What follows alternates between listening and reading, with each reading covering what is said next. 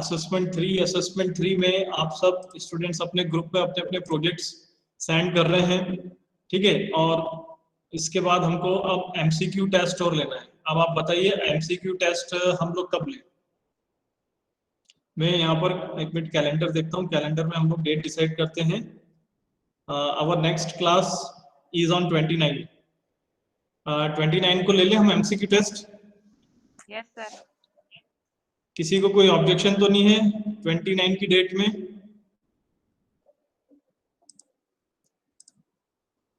हाँ योगिता बताइए क्या प्रॉब्लम है।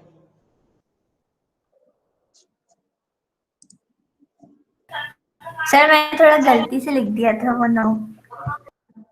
अच्छा अच्छा ठीक है, तो 29 को हम एमसीक्यू टेस्ट शेड्यूल कर लेते हैं, ठीक है।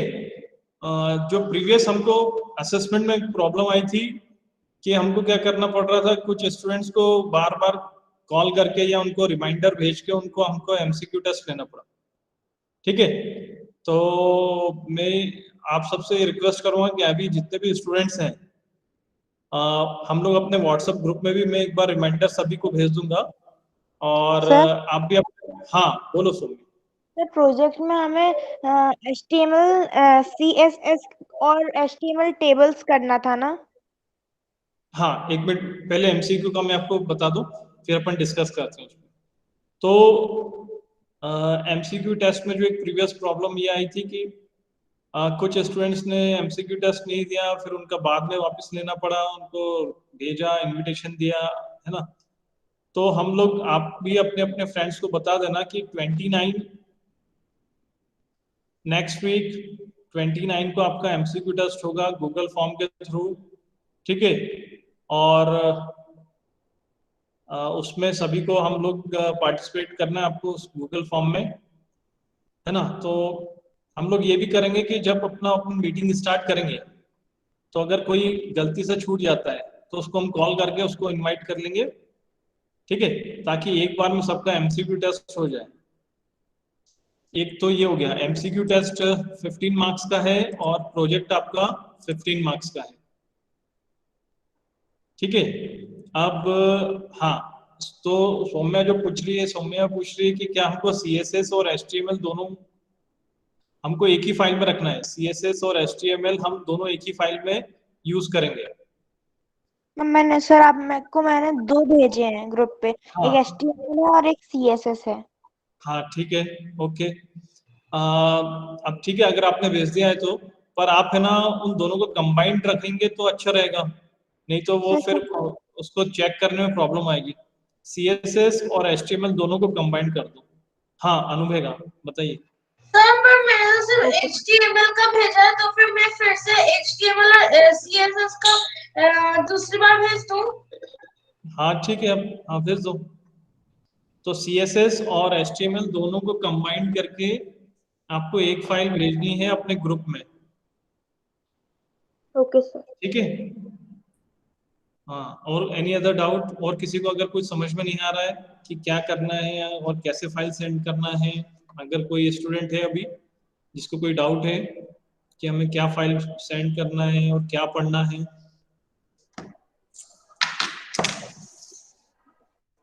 Our what is the syllabus? Chapter 8 and 9. Chapter 8 and 9. Chapter 8 and 9, yes. Any other doubt? अच्छा नहीं है तो ठीक है, हम चैप्टर नंबर 8 और 9 की ही प्रैक्टिस करते हैं।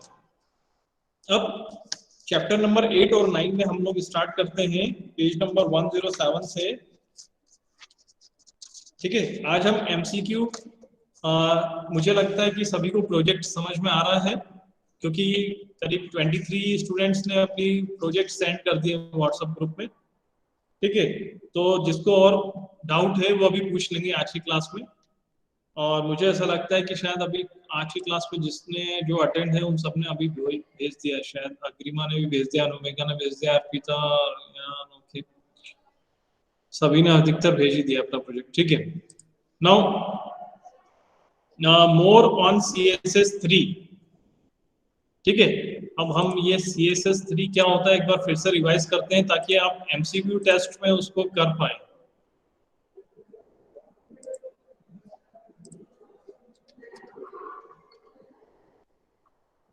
सबसे पहले आपको CSS का फुल फॉर्म याद करना है। What is the full form of CSS? Cascading Style Sheet. Yes, cascading style sheet. और सेकंड फिर आपको ये देखना है कि ये आखिर CSS को हम यूज कैसे करते हैं। ठीक है, तो CSS को यूज करने के लिए फिर से हम ऑनलाइन एडिटर पे जाते हैं और यहाँ पर आपको दिखाई देगा हमारा ये जो फाइल आपको दिखाई दे रही है इसमें HTML कोड भी है और CSS भी है, दोनों कंबाइंड है। ठीक है, अब HTML हो गया, हेड हो गया, अब स्टाइल हो गया, अब यहाँ से CSS स्टार्ट होता है। CSS यहाँ से स्टार्ट हो रहा है, background colour light blue, colour white, text line centre, font family, font size, ये CSS है। ये इतना पोर्शन जो है ये पूरा CSS का पार्ट है। अगर किसी को डाउट है तो यहाँ पे पूछ ले। CSS का मतलब होता है HTML में हम जो भी टाइप करते हैं, फॉन्ट जो भी एंटर करते हैं, उनकी प्रॉपर्टीज सेट करना।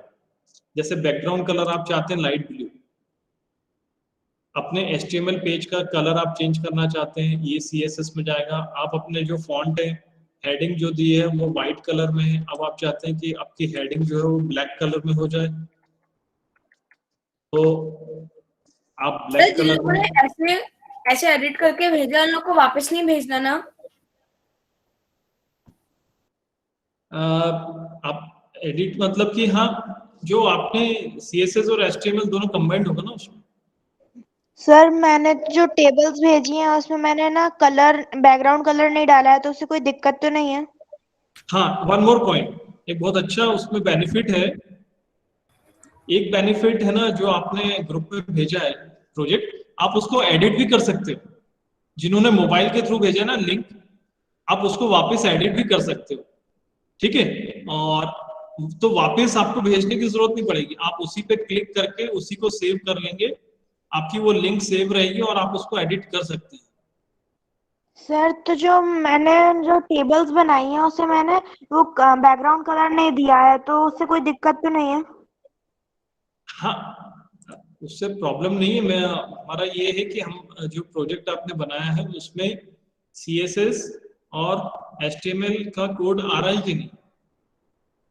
देख, ये जैसे सर कि मैंने CSS, उसमें H1 का कलर रेड चूज करा था सर, तो मेरा CSS पे कंबाइन हो जाएगा ना? हाँ, तो उसमें तो कोई कलर से इशू नहीं कि उसका रेड हो या ब्लैक हो। ठीक है, तो आपको ये ध्यान रखना है कि ये जो CSS है वो आपकी HTML फाइल में हो। ठीक है, अभी जैसे मैंने हेडिंग को ब्लैक कर दिया और टेक्स्ट लाइन मैंने सेंटर कर दिया। फॉन्ट फैमिली वर्धन है, अगर आप चाहें तो फॉन्ट फैमिली एरियल कर सकते हैं। फॉन्ट साइज 20 पिक्सल है, आप इसको 40 पिक्सल कर सकते हो। फिर आपकी जो हेडिंग है माय फर्स्ट CSS एग्जाम्पल, आप अपनी हेडिंग चेंज कर सकते हैं। SSSVV स्केल, ये आपने हेडिंग अपना चेंज करा, रन करेंगे, ये आपका हेडिंग आ गया। ठीक है, ये जो अभी मैंने करा चेंज, ये HTML का पोर्शन है, और अभी जो हम ये कलर, फॉन्ट और ये चेंज कर रहे थे, ये CSS का पोर्शन है ना। तो ये थोड़ा आपको ध्यान में रखना है सभी को कि which is the CSS code and which is HTML code। ठीक है, अगर अभी किसी को डाउट है कि CSS कोड कौन सा है, यहाँ पर जो आपके सामने स्क्रीन के सामने जो दिखाई दे रहा है, तो आप मुझसे पूछिए तो मैं एक बार फिर से आपको एक्सप्लेन करूंगा। सबको पता लग रहा है कि CSS कोड कहाँ पर है? CSS कोड यहाँ पर, ये देखो, background colour, colour, text align, font family, font size, ये पूरा CSS है। जो अब आप पूछोगे ये H1 क्या है, ये P क्या है? H1 का मतलब है हेडिंग। ये जो आप SSVV गेल देख रहे हैं, ये हेडिंग है। ये हेडिंग का प्रॉपर्टीज अगर आपको चेंज करनी है तो आप कलर और टेक्स्ट लाइनिंग का यूज करें। P फॉर पैराग्राफ, है ना। पैराग्राफ की प्रॉपर्टीज आपको चेंज करनी है तो उसके लिए आपने फॉन्ट फैमिली और फॉन्ट साइज का यूज करा है यहाँ पे। तो ये HTML के एलिमेंट्स की जब प्रॉपर्टीज हम चेंज करते हैं वो जाता है कैस्केडिंग स्टाइल शीट्स, है ना। ठीक है, तो ये आपने अभी करा होगा। अब इसके बाद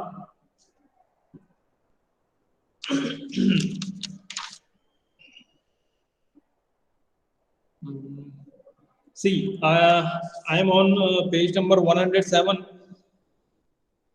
CSS में जो टेक्स्ट हम लिखते हैं, अब आप पूछेंगे टेक्स्ट कहाँ पर है? कोई बताएगा where is the text? CSS में जो हम टेक्स्ट लिखते हैं सर SSS VB गेल। हाँ ये टेक्स्ट है। पैराग्राफ। सर SSS VB गेल। हाँ ये टेक्स्ट है। आपको इस टेक्स्ट की प्रॉपर्टीज चेंज करना है तो उसके लिए फीचर्स दिए हैं text align, text decoration, colour, text transform, text shadow, text indent, word break. अब अच्छा, अब ये बताइए ये फॉन्ट और टेक्स्ट में क्या डिफरेंस होता है? सर फॉन्ट वो होता है जो सर फॉन्ट व्यू होता है। टेक्स्ट के अपीयरेंस को चेंज करता है, टेक्स्ट वो होता है जो लिखा होता है हेडिंग में और पैराग्राफ में। हाँ, फॉन्ट साइज मतलब कि वो टेक्स्ट आपका सर टेक्स्ट लिखा हुआ होता है। हाँ वो किस टाइप में है, स्मॉल है, बिगर है, वो आपका फॉन्ट उसको हम फॉन्ट बोलते हैं। तो वो फॉन्ट का साइज आप चेंज कर सकते हो, फॉन्ट कलर चेंज कर सकते हो। ठीक है, तो अनुमेगा जिसने अच्छा बताया कि अपीयरेंस वो कैसा लुक है, उसका लुक कैसा है टेक्स्ट का। सर फॉन्ट की डिजाइन भी चेंज कर सकते हैं। हाँ जो टेक्स्ट है, टेक्स्ट का अपीयरेंस कैसा है उसको हम फॉन्ट कहते हैं। ठीक है, अब फॉन्ट की प्रॉपर्टीज क्या है? Font family, font size, font style, font. ठीक है, अब मार्जिन। अब आप देख रहे हो कि ये जो अभी हमारा CSS का पेज आपके सामने, इसमें मार्जिन नहीं है ना। पेज नंबर 111 पे दिया है margin properties, margin top, margin right, margin bottom, margin left, border properties, border width, border style, border colour, border.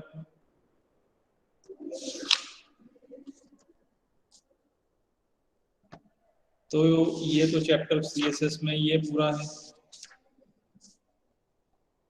ठीक है, now next one is chapter number 9 using list and table in HTML file. हाँ तो हम इसकी practice करते हैं, वापस इस पर आते हैं और यहाँ से हम लिस्ट और लिस्ट में जाते हैं। लिस्ट कहाँ पर मिलेगा आपको, ये देखो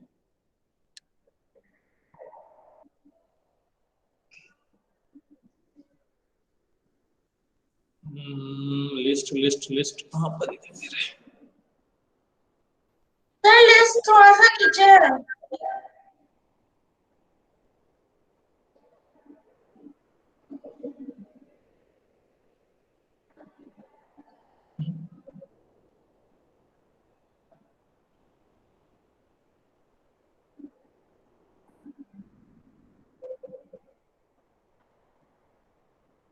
हाँ HTML लिस्ट।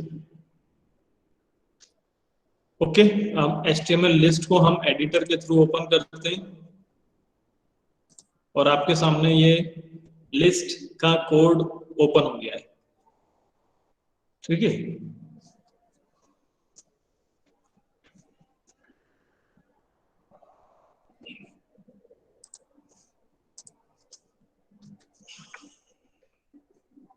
अब मैं एक वर्ड फाइल ओपन करता हूं, अब बताना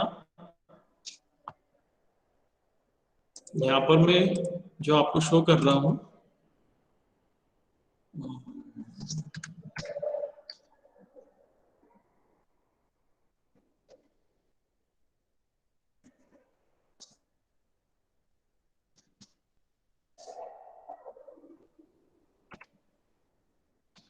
ठीक है, अब ये आपके सामने जो लिस्ट आ रही है, ये लिस्ट किस टाइप की है? Ordered list. Unordered list. बताइए सोचकर, ऑर्डर लिस्ट है कि अनऑर्डर लिस्ट है? Sir order list. Sir ordered list है। ऑर्डर लिस्ट है, ओके। अब मैं नेक्स्ट,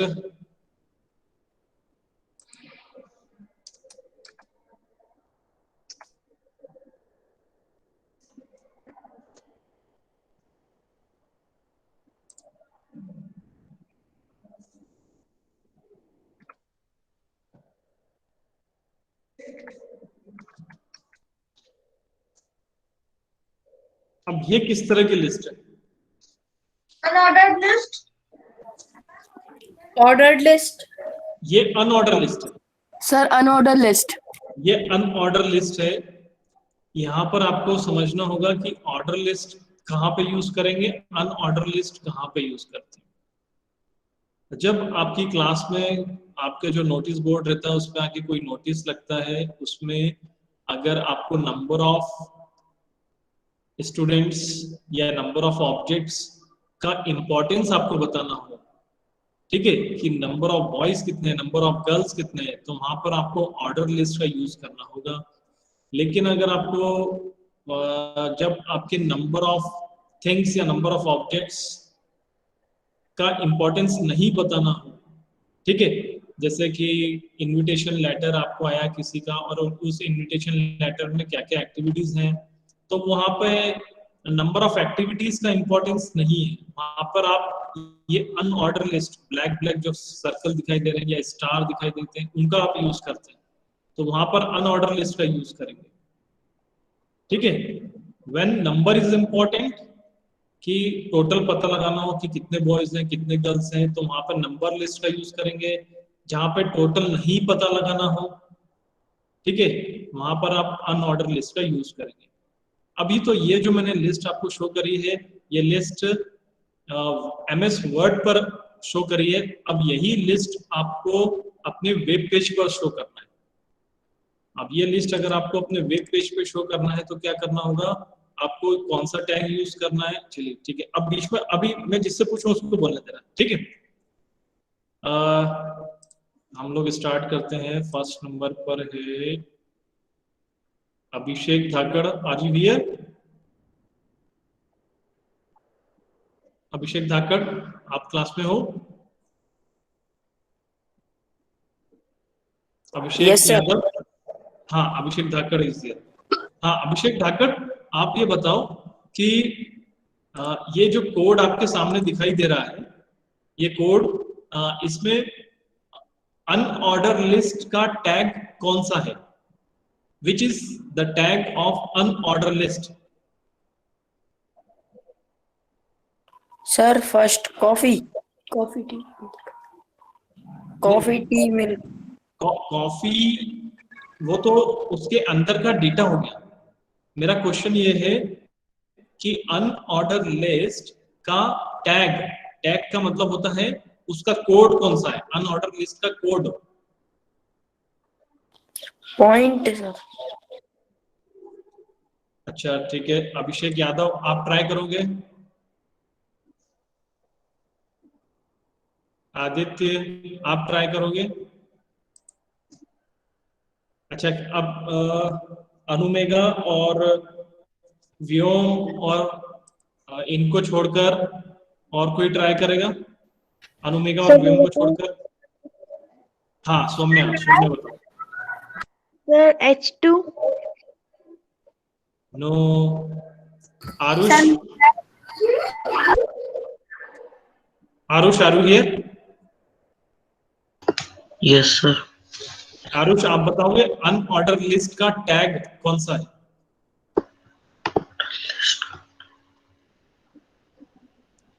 ये जो कोड आपके सामने है, इसमें आइडेंटिफाई करना है which is the code of unorder list.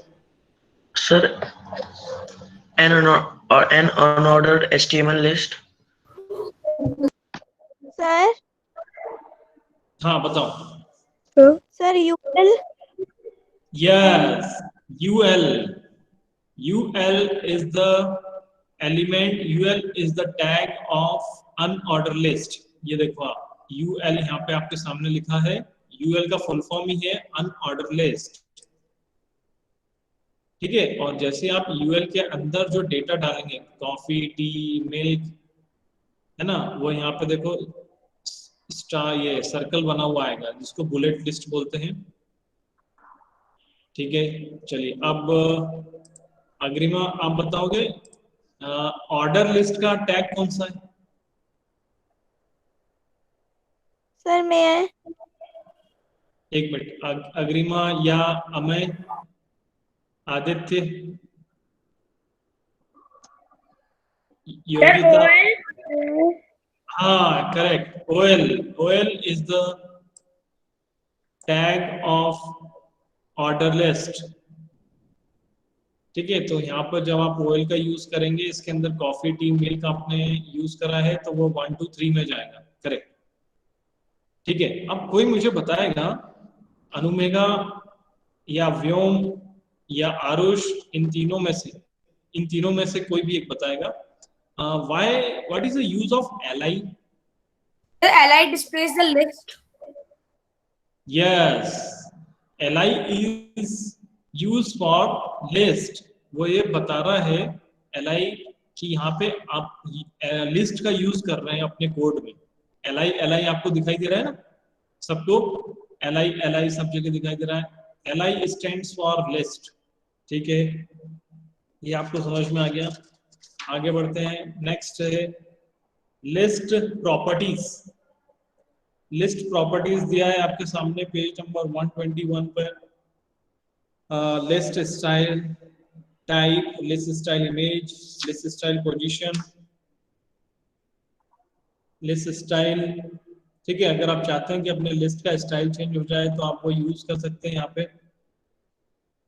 There is one more list and that is known as descriptive list, description list, DL। Page number 122 पर दिया है डिस्क्रिप्शन लिस्ट। डिस्क्रिप्शन लिस्ट का मतलब होता है कि वहां पर आप कोई पैराग्राफ स्टार्ट करने वाले हैं, जैसे आपने DNA लिखा और DNA के बाद आप DNA के बारे में एक्सप्लेन करोगे, तो वो डिस्क्रिप्टिव लिस्ट के बारे में शो कर रहा है कि DNA और RNA डिस्क्रिप्टिव लिस्ट है। इसके लिए आपको कौन सा टैग यूज करना पड़ेगा? इसके लिए टैग है DL, ठीक है। अब आता है टेबल्स। टेबल्स पे चलते हैं। HTML में टेबल्स का यूज किस तरह से होगा?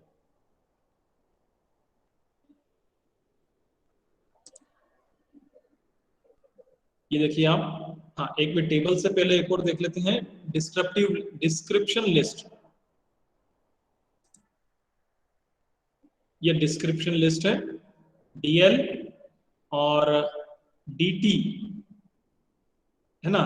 DT जाएगा इसमें डिस्क्रिप्टिव टाइप, डिस्क्रिप्शन डेटा, ठीक है।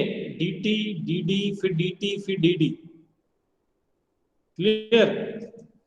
तो ये आपके लिए 3 टैग्स नए हैं, definition, description and definition term. DT stands for definition term, DD stands for definition description, ये फुल फॉर्म आपको याद रखना है, और DL stands for description list। Next आपको दिया है टेबल्स। टेबल्स पे जाते हैं, HTML टेबल्स पे, एडिटर पे जाते हैं।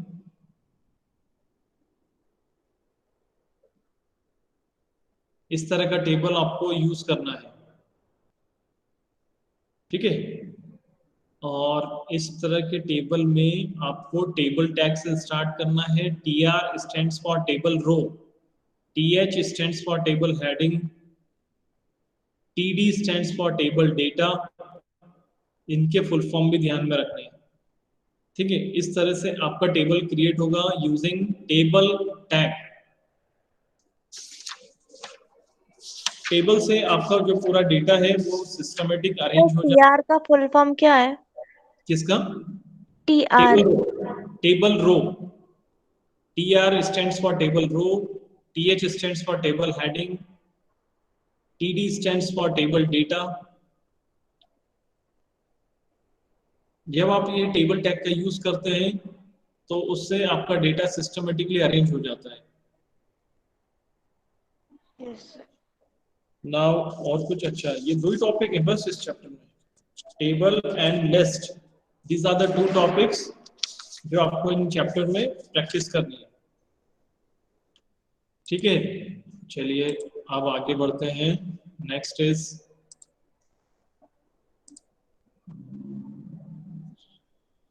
हाँ, any other doubt from chapter number 8 and 9? No sir. Sir हाँ सर जब हम लोग अनऑर्डर्ड लिस्ट या फिर ऑर्डर्ड लिस्ट लिखते हैं तो फिर हम शुरू करने से मतलब टेक्स्ट लिखने से पहले हम ऊपर से यूएल या फिर ओएल लिखते हैं, तो फिर नीचे भी यूएल या फिर ओएल लिखने की क्या जरूरत है? हाँ, वो आपको बताता है कि यहाँ पर हमारा कोड एंड हो रहा है। यूएल अनऑर्डर लिस्ट को आप एंड कर रहे हैं तो ब्राउजर को बताना पड़ता है कि कैसे आपका कोड कहाँ पे एंड हो रहा है। तो हम यूएल टैग से ही उसको वापस एंड करते हैं और उसमें एक स्लैश का यूज करते हैं।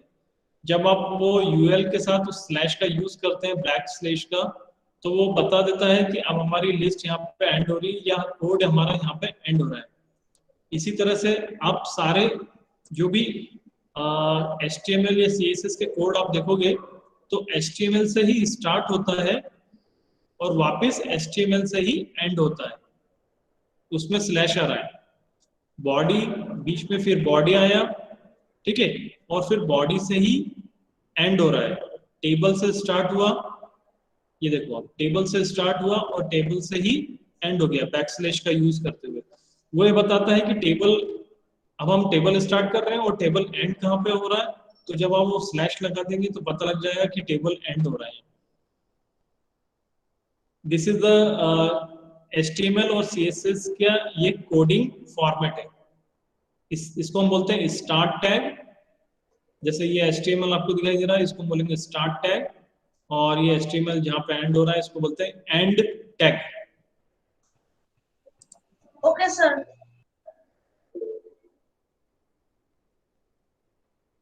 हाँ, कोई प्रॉब्लम नहीं। अभी हम लोग योगिता चैप्टर में से ही हमने अभी लिस्ट और टेबल के बारे में डिस्कस करा है,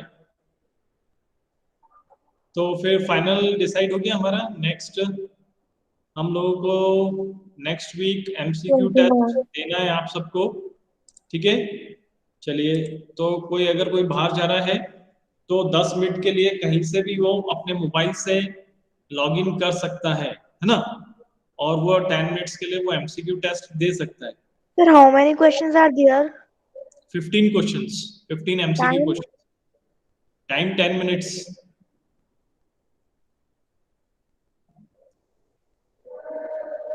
So when? हाँ, 29.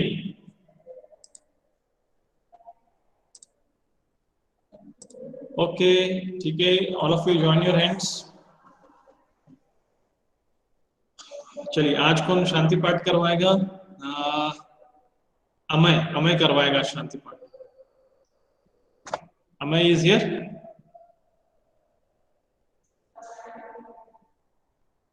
व्योम, चलिए व्योम आप ही करवा दीजिए शांति पाठ। ओम शांति शांति शांति। साईराम। Sairam sir.